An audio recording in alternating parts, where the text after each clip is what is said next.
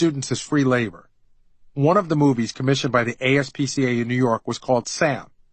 It was 15 minutes of point-of-view shots in which you never see the subject of the film, just the world from his perspective.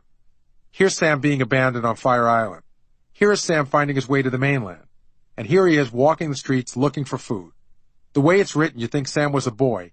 Then comes the big reveal. Sam is a dog. I worked on another film called Intimate Companions, which was about the human-animal bond.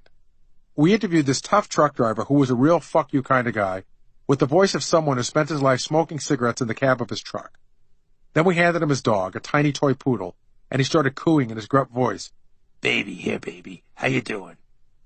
The teachers tried selling all these films to schools around the country, so I was put in charge of the distribution department at Adelphi. That meant writing letters to schools, asking if they wanted to rent the film, and if they did, instructing them to send me a check. I realized that you can make the best movie in the world, but if no one distributes it, you're screwed. When the check came in, I sent out the movie and kept track of where it went. It sounds boring on the surface, but it showed me a different aspect of the business. Being on the air wasn't the only option. Becoming Baba Booey.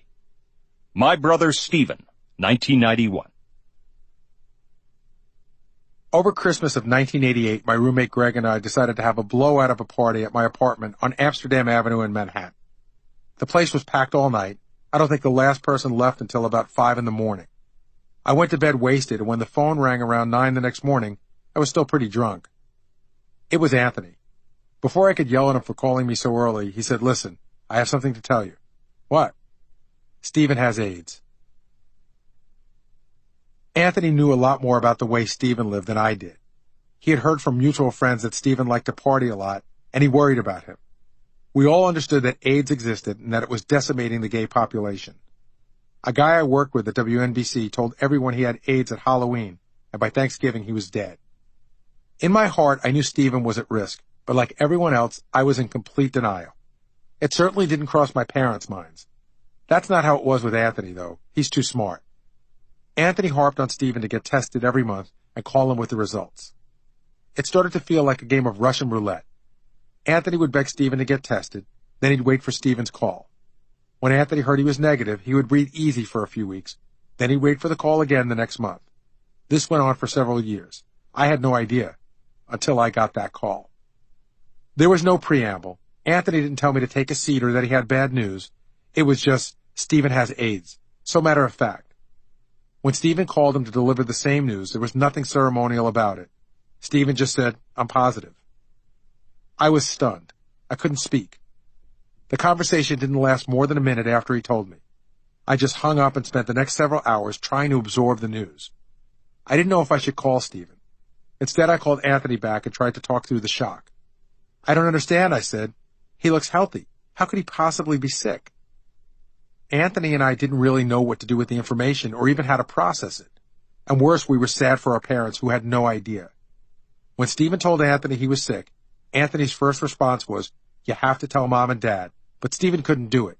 At least not yet. He didn't know how. It was a couple of days before Stephen and I spoke. I had decided not to call him, probably because he was a private person and had always let me know when he was ready to talk about stuff. When we finally did connect, it wasn't one of those hallmark moments full of emotion where everything that had always been left unsaid is finally shared.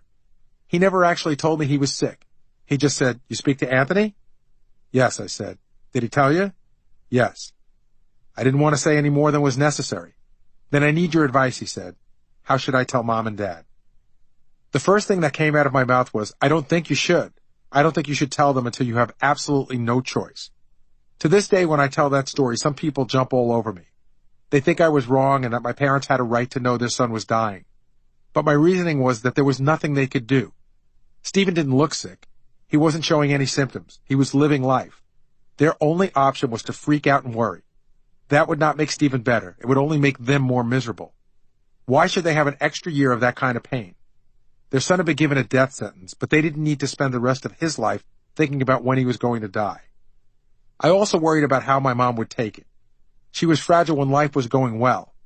Just thinking about Stephen telling her conjured visions of her falling to the ground in agony, kicking and screaming and crying. It would have been the most natural reaction for her to have. Stephen agreed with me. No one else would know he was sick until it was obvious. Anthony and I told Stephen we would help him decide when it was time. Before Stephen was sick, we'd occasionally get together for a steak dinner or go to a Knicks game. But I was young, working hard, and then partying on weekends. When I had free time, I went back to Long Island to see my parents and hang out with all my guys.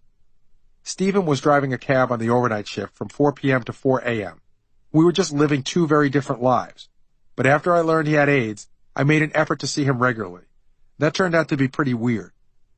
When someone is terminally ill, the last thing they want is for you to change your behavior and pity them or act differently around them. The more I made an effort to see Stephen, the more obviously my behavior changed.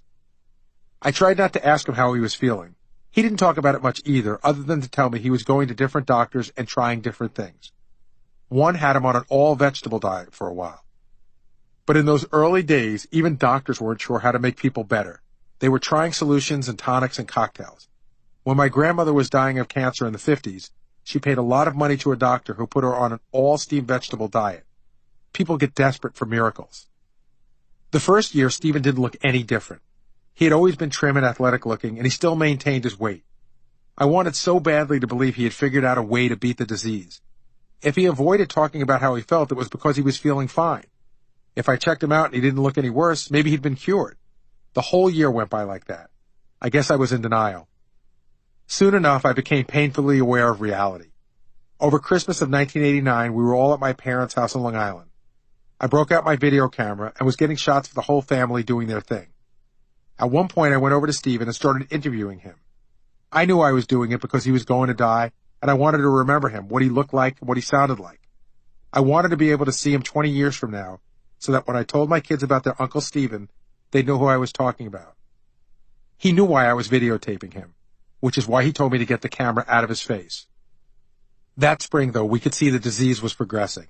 Stephen didn't look healthy and fit anymore. He started looking sickly. By Easter, he looked especially hollow.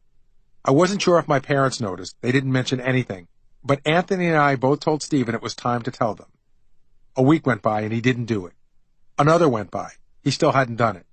Finally, Stephen admitted he couldn't tell our parents. He asked Anthony to do it, just as he had asked Anthony to tell them he was gay. This was a huge burden to put on someone, but Anthony didn't balk. A couple of weeks after Easter, he drove over to my parents' house to tell them. Dad broke down crying, freaking out with sadness. Mom turned out to be the strong one. She was like a rock. I guess as long as she had other people's problems to focus on, she could handle anything. We had planned to get together on Memorial Day. My father called me early in the week to let me know